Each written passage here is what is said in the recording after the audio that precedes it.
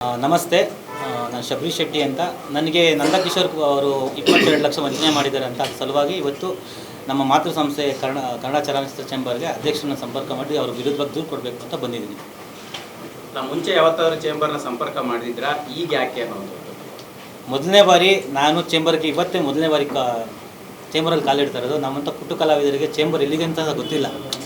So ಹಂಗಾಗಿ ನನಗೆ ಇವತ್ತು ಮಾಧ್ಯಮ ಮುಖಾಂತರ ತುಂಬ ಸಹಾಯ ಆಯಿತು. ನನಗೆ ವಂಚನೆ ಆಗಿತ್ತು ಅಂತ ಮಾಧ್ಯಮ ಮುಖಾಂತರ ಆರೋಪ ಮಾಡಿದಾಗ ನನಗೆ ಸಹಾಯ ಸಿಕ್ತು. ಹಂಗಾಗಿ ಇವತ್ತು ಎಲ್ಲೋ ಒಂದು ಕಡೆ ನಾನು ಚೇಂಬರಲ್ಲಿ ಕಂಪ್ಲೇಂಟ್ ಮಾಡಿದಾಗ ನನಗಾಗಿರೋ ವಂಚನೆಗೆ ನ್ಯಾಯ ಸಿಗುತ್ತೆ ಅಂದ್ಬಿಟ್ಟು ಚೇಂಬರ್ ಮೊದಲನೇ ಬಾರಿ ಬಂದಿದ್ದೀನಿ. ಈಗ ಇದ್ರ ಬದಲಾಗಿ ಸ್ಟೇಷನ್ಗೆ ಕಂಪ್ಲೇಂಟ್ ಕೊಡ್ಬೋದಿತ್ತು, ಈ ಮುಂಚೆನೇ ಸಾಲ್ವ್ ಮಾಡ್ಕೋಬೇಕಿತ್ತು ಅಂತ ಅನ್ನಿಸ್ತಾ ಹೆಂಗೆ?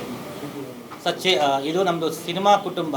ಫಸ್ಟ್ ಕುಟುಂಬದಲ್ಲಿ ಪ್ರಾಬ್ಲಮ್ ಸಾಲ್ವ್ ಮಾಡ್ಕೊಳ್ಳೋಣ. ಈ ಅಣ್ಣ ತಮ್ಮಂದರು ಸಂಪರ್ಕ ಇರುತ್ತೆ. ಸೊ ಒಂದು ಫ್ಯಾಮಿಲಿ ಅಂತ ಫ್ಯಾಮಿಲಿಲಿ ಫಸ್ಟು ಪ್ರಾಬ್ಲಮ್ ಸಾಲ್ವ್ ಮಾಡ್ಕೊಳ್ಳೋಣ. ಇಲ್ಲಿ ಆಗದೇ ಇದ್ದ ಪಕ್ಷಕ್ಕೆ ತೊಗೊಂಡಿರೋ ವ್ಯಕ್ತಿ ನಾನು ಯಾವುದೂ ಅಮೌಂಟೇ ತೊಗೊಂಡಿಲ್ಲ ಅಥವಾ ನನಗೆ ಯಾರೂ ನ್ಯಾಯ ಸಿಗಲಿಲ್ಲ ಅಂದಾಗ ನಾನು ಕಾನೂನು ಮೊರೆ ಹೋಗ್ತೀನಿ.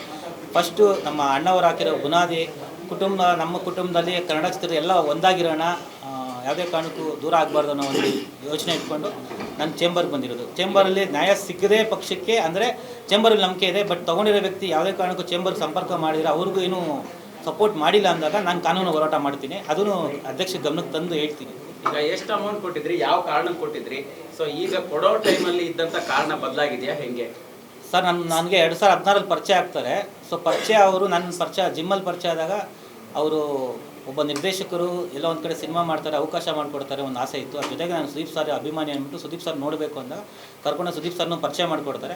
ಪರಿಚಯ ಆದಾಗ ಅವ್ರ ಸಂಪರ್ಕ ಇಟ್ಕೊಂಡಾಗ ಎಲ್ಲೋ ಒಂದು ಕಡೆ ಅವರ ವ್ಯಕ್ತಿಗೋಸ್ಕರ ಅವರ ಪರ್ಸನಲ್ ಇಶ್ಯೂಗೋಸ್ಕರ ನನ್ನ ಹತ್ರ ಸಾಲ ಹೋಗಿ 3 ಲಕ್ಷ ದುಡ್ಡು ತೊಗೊಳ್ತಾರೆ. ಅದು 3 ಲಕ್ಷದಿಂದ 9 ಲಕ್ಷ ಹೋಗುತ್ತೆ. ಅದು ಜಾಸ್ತಿ ಆಗ್ತಾ ಕೊನೆಗೆ 250 ಗ್ರಾಮ್ ಗೋಲ್ಡ್ನ ಪ್ಲಜ್ ಮಾಡಿ ಕೊಡ್ತೀನಿ. 22 ಲಕ್ಷ ನನಗೆ ಆ್ಯಕ್ಚುಲಿ ಬರಬೇಕಾಗಿರೋದು.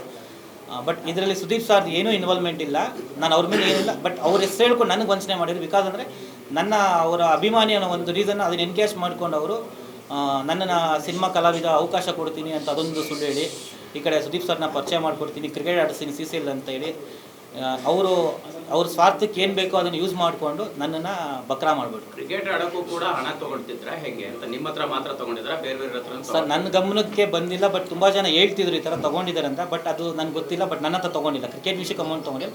ಅವ್ರ ಪರ್ಸ್ನಲ್ಗೋಸ್ಕರ ಅಮೌಂಟ್ ತೊಗೊಂಡು ಬಟ್ ನನ್ನನ್ನು ಅಲ್ಲಿ ಆಡಿಸ್ತೀನಿ, ಸುದೀಪ್ ಸರ್ ಸಂಪರ್ಕ ಕೊಡ್ತೀನಿ, ಸಿನಿಮಾ ಮಾಡಿಸ್ತೀನಿ, ಸಿನಿಮಾದಲ್ಲಿ ಬೆಳೆಸ್ತೀನಿ ಅನ್ನೋ ಒಂದು ಹೇಳಿಕೆ ಕೊಟ್ಕೊಂಡಾಗ ಎಲ್ಲೋ ಒಂದು ಕಡೆ ಒಬ್ಬ ನಮಗೆ ಗಾಡ್ ಫಾದರ್ ಯಾರೋ ಒಬ್ಬ ಡೈರೆಕ್ಟರ್ ಸಿಕ್ಕವರೆ ನಮ್ಗೆ ಬೆನಿಫಿಟ್ ಮಾಡ್ತಾರೆ, ನಮ್ಗೆ ಅವಕಾಶ ಕೊಡ್ತಾರೆ, ಸಿನಿಮಾ ಕ್ಷೇತ್ರದಲ್ಲಿ ಬೆಳಿಬೋದು, ನಮ್ಮ ಕನಸು ಏನಿದ್ರು ಇಲ್ಲಿ ಸ್ಟಾರಾಗಿ ಬದುಕ್ಬೋದು ಅಥವಾ ಸಿನಿಮಾ ಕ್ಷೇತ್ರದಿಂದ ಹೆಸರು ಮಾಡ್ಬೋದು ಅನ್ನೋ ಆಸೆಗೋಸ್ಕರ ನಾವು ಅವ್ರ ಸಂಪರ್ಕ ಬೆಳೆಸ್ಕೊಳ್ಳೋಕ್ಕೋಸ್ಕರ ನಾನು ಮೋಸ ಹೋಗಿದ್ದೀನಿ.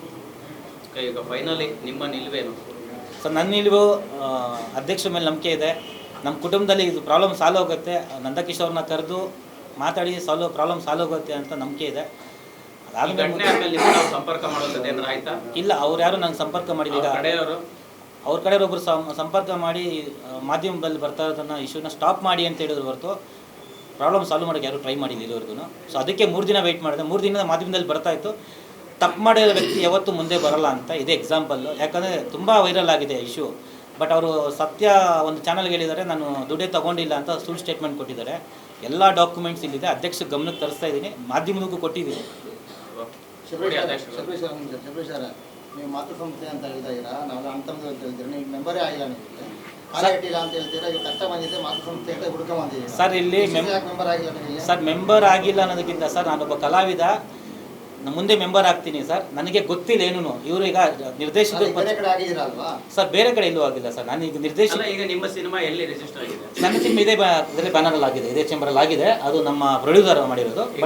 ಈಸಿಗೆ ಅಥವಾ ಈ ಚೇಂಬರ್ಗೆ ಒಂದು ಪಾಸಿಬಿಲಿಟೀಸ್ ಇರೋದು, ನಮ್ಮ ಚೇಂಬರ್ನ ಮೆಂಬರ್ ಆಗಿದ್ರೆ ಒಂದು ಮಾಡ್ಬೋದು ಅಂತ. ಅಲ್ಲ, ಈಗ ನಾನು ಮುಂದೆ ಮೆಂಬರ್ ಆಗ್ತೀನಿ, ಜೊತೆಗೆ ನನ್ನ ಸಿನಿಮಾದ ಆಲ್ರೆಡಿ ಇಲ್ಲಿ ಮೆಂಬರ್ಶಿಪ್ ಇದೆ.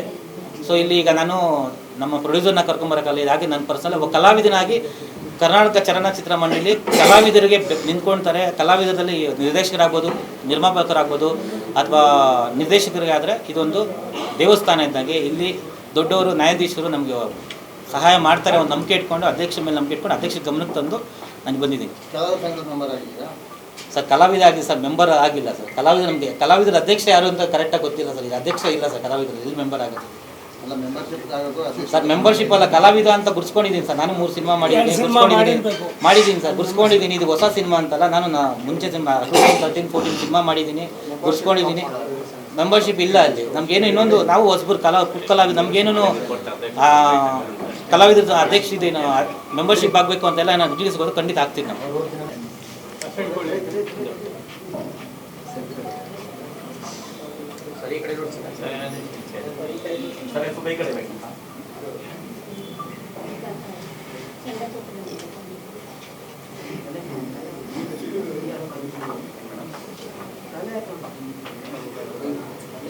Okay sir. ಕೂತ್ಕೊಂಡಾಗ ನಿಂತ್ಕೊಂಡೇ ಮಾಡ್ತೀವಿ. ಕುತ್ಕೊಂಡು ಹೇಳಿ ಅಧ್ಯಕ್ಷ, ವಾರಕ್ಕೊಂದೊಂದು ಕಂಪ್ಲೇಂಟ್ ಬರ್ತದೆ ನಿಮಗೂ ವಾರ ಏನು ದಿನ ಒಂದಿದೆ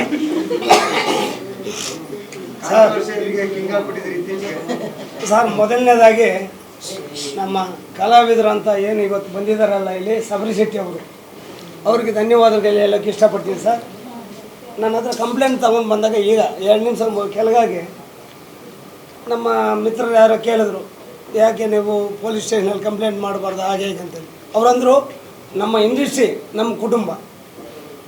ಅವ್ರು ಒಂದೇ ಮಾತಂದರು, ನಮ್ಮ ಇಂಡಸ್ಟ್ರಿ ನಮ್ಮ ಕುಟುಂಬ, ನಾವು ಕುಟುಂಬದಲ್ಲಿ ಇತ್ಯರ್ಥ ಆಗದೇ ಇದ್ದರೆ ಹೊರಗಡೆ ಹೋಗೋಣ ಅನ್ನೋದು ಅವ್ರ ಅನಿಸಿಕೆ. ಅದಕ್ಕೆ ನಾನು ವಾಟ್ಸಪ್ ಸರ್. ಎರಡನೇದು, ಇವತ್ತು ನಮ್ಮ ಮಿತ್ರರು ಒಬ್ಬರು ಕೇಳಿದ್ರು ನೀವು ಇಲ್ಲಿ ಮೆಂಬರ್ ಆಗಿದ್ದಾರೆ ಅಂತೇಳಿ. ಸರ್ ಅವರು ಕಲಾವಿದರು, ಇಲ್ಲಿ ಮೆಂಬರ್ ಆಗಬೇಕಾಗಿಲ್ಲ. ಅವ್ರು ಸಿನಿಮಾ ಮಾಡ್ತಾ ಇದ್ದಾರಲ್ಲ, ಅವ್ರ ನಿರ್ಮಾಪಕರು ನಮ್ಮಲ್ಲಿ ಮೆಂಬರ್ ಆಗಿದ್ದಾರೆ. ಹಾಗಾಗಿ ನಾವು ಕೆಲವೆಲ್ಲ ಇದನ್ನು ನೋಡಿಕೊಂಡು ಹೋಗಿ ಅಂತ ಏನೋ ಒಂದು ಆಗುತ್ತೆ, ಅದನ್ನು ಇಮಿಡಿಯೇಟಾಗಿ ನಾವು ಏನು ಮಾಡಬೇಕು ಅನ್ನೋದು ನೋಡಲೇಬೇಕು ಹೊರತು ನಮ್ಮಲ್ಲಿ ಮೆಂಬರ್ ಇರಲೇಬೇಕು, ಮಸ್ಟ್ ಆ್ಯಂಡ್ ಶುಡ್. ಅವ್ರ ಸಿನಿಮಾ ಏನು ಮಾಡ್ತಾಯಿದ್ದಾರೋ ಅದಕ್ಕೆ ಆ ನಿರ್ಮಾಪಕರು ಇಲ್ಲಿ ಮೆಂಬರ್ ಆಗಿದ್ದಾರೆ ಅಲ್ವಾ sir? Okay, thank you sir. ಆಮೇಲೆ ಇವತ್ತಿನ ದಿನ ಸರ್ ಸಿನಿಮಾಗಳಿಗೆ ಜನನೇ ಬರ್ತಾಯಿಲ್ಲ ಸರ್. ಇಂಥ ಟೈಮಲ್ಲಿ ಇಂಥ ಆಹೋಗಳಿದಾವಲ್ಲ, ಏನು ನಾವು ಅಲ್ಲಿ ಆ್ಯಕ್ಟಿಂಗ್ ಕೊಡಿಸ್ತೀವಿ, ಇಲ್ಲಿ ಮಾಡಿಸ್ತೀವಿ, ಅಲ್ಲಿ ಮಾಡಿಸ್ತೀವಿ ಅಂತೇಳಿ ಶೀಟಿಂಗ್ ಮಾಡ್ತಾಯಿದ್ದಾರಲ್ಲ, ಎಷ್ಟು ಸರಿ ಸರ್ ಅಲ್ವಾ? ಯಾರೋ ಹೊಸಬರು ಮಾಡಿದ್ದಾರೆ ಅಂದಾಗ ಅದಕ್ಕೊಂದು ಅರ್ಥ ಇರುತ್ತೆ.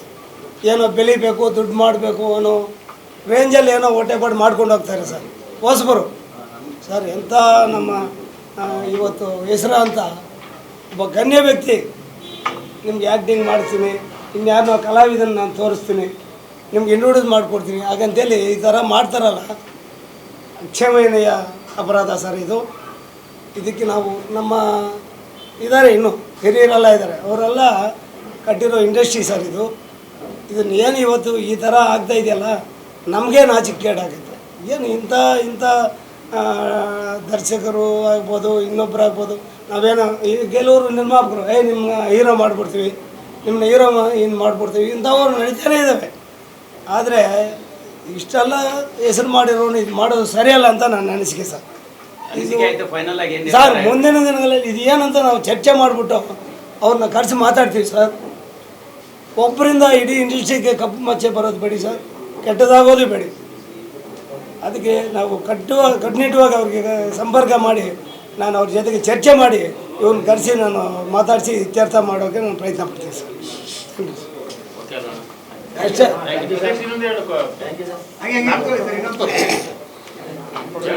ನಾಗಶೇಖರ್ದು ಮೊನ್ನೆ ಬಂದು ನಿಮ್ಗೆ ಕಂಪ್ಲೇಂಟ್ ಕೊಟ್ಟಿದ್ರು, ಅವ್ರೇನು ಕರ್ಸಿಲ್ಲ, ನೀವು ಏನು ಮಾಡಿಲ್ಲ, ಹೀರೋಯಿನ್ ಏನು ಕತೆ ಮಾಡ್ತಾರೆ ಸರ್? ಆ್ಯಕ್ಚುಲಿ ನಾನು ಊರಲ್ಲಿ ಇರಲಿಲ್ಲ. ನಮ್ಮ ಮಾಜಿ ಅಧ್ಯಕ್ಷರಾದ ಸಾರಾ ಗೋವಿಂದ್ ಅವರು ನಾಗಶೇಖರ್ ಅವರ ಕಂಪ್ಲೇಂಟ್ ಅಲ್ಲ, ವಿಜಯಲಕ್ಷ್ಮಿ ಅವ್ರದ್ದು ಇತ್ಯರ್ಥ ಆಗಿದೆ ಸರ್. ವಿಜಯಲಕ್ಷ್ಮಿ ಅವ್ರದ್ದು ಇತ್ಯರ್ಥ ಆಗಿದೆ ಅಂತೇಳಿ ನಮ್ಮ ಮಾಜಿ ಅಧ್ಯಕ್ಷರು ಸಾರಾ ಗೋವಿಂದ್ ಅವರು ಹೇಳಿದ್ದಾರೆ.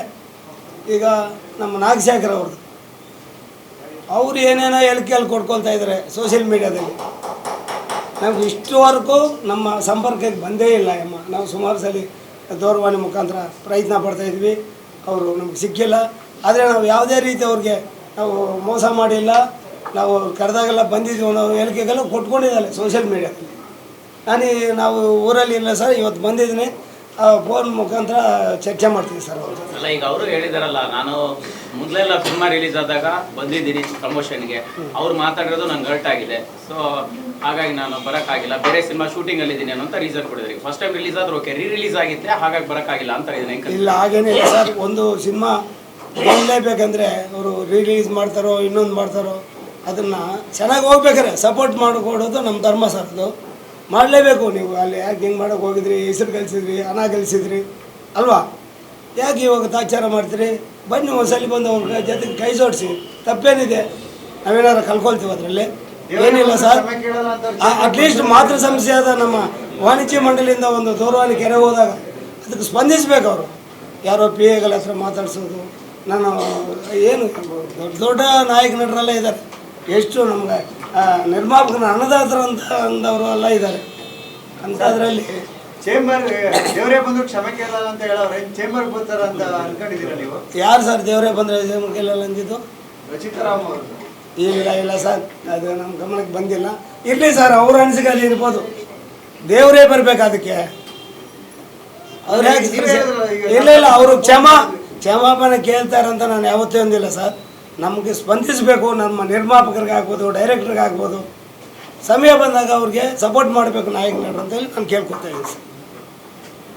ಯಾವಾಗ ಬಗೆಹರಿದ ಸರ್ ಸಮಸ್ಯೆ ಯಾಕೆ ಕರಿಬೇಕು? ಸಿನಿಮಾನೇ ಹೋಗ್ಬಿಡುತ್ತಿಲ್ಲ ಅಂದರೆ? ಹೌದು. ನೋಡೋಣ ಸರ್, ಹಿಂಗೆ ನಾನು ದೂರವಾಣಿ ಸಂಪರ್ಕ ಮಾಡ್ತೀನಿ. ಸಿಕ್ಕಿದಾಗ ನಾನು ಅಮ್ಮನಿಗೆ ಹೇಳ್ತೀನಿ ಸರ್.